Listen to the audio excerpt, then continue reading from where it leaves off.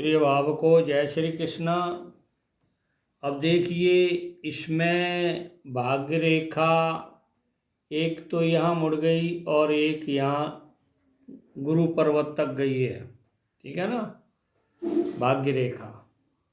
अब इसके क्या फल होंगे जिन लोगों की हाथ में इस तरह की रेखा होती हैं कि ये यहाँ से जीवन रेखा से निकल कर के यहाँ से और यहाँ ये मस्तिष्क रेखा को काटे और हृदय रेखा को काटे और यहाँ इस रेखा निकल कर के गुरु पर्वत की तरफ इसका झुकाव हो। ऐसे व्यक्ति जिनका झुकाव होता है उधर ठीक है ना, वो लोकप्रिय होते हैं, स्वावलंबी होते हैं। डॉक्टर और वैद्य के लिए ये बहुत अच्छा कार्य करते हैं। लोक कल्याणकारी कार्य करते हैं और कार्यों में इनको सफलता मिलती है।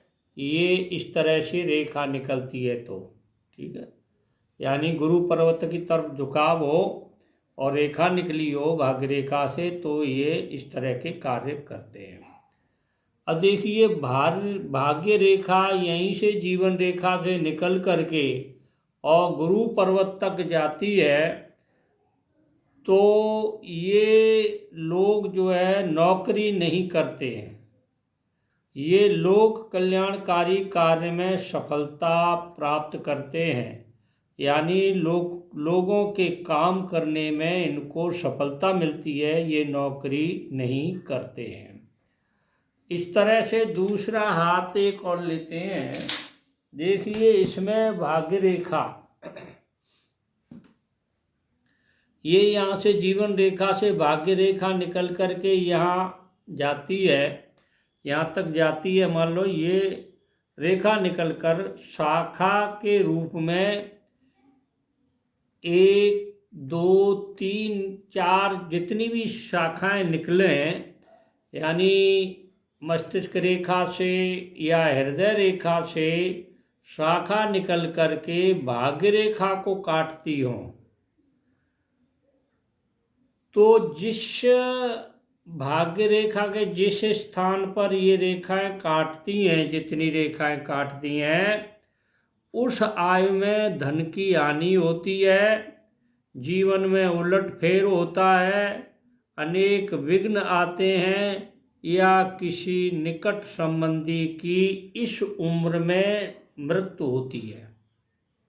यानी इस जहाँ ये काट रही है यहाँ से शुरू होती है ये, और यहाँ किस उम्र के हिसाब से आप देख लेना जिस हाथ में हो। तो अब ये मान लीजिए भाग्य रेखा पर ये यव का निशान हो, गोल निशान हो भाग्य रेखा पर, तो ऐसे व्यक्ति जिनकी हाथ में इस तरह की रेखाएं होती हैं, जो भाग्य रेखा के ऊपर यव का निशान हो, गोल या जौ होती है, जौ के समान कोई निशान होता है, तो ऐसे व्यक्ति जिनके हाथ में ये रेखा होती हैं उनको मानहानि होती है।